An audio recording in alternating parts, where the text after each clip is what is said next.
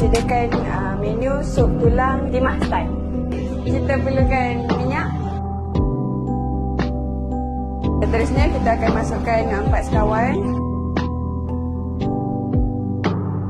Kita masukkan ke dalam sup dengan sup wujud. Kita boleh letakkan tulang. Saya akan tunggu rebusan ini mendidih sehingga empuk.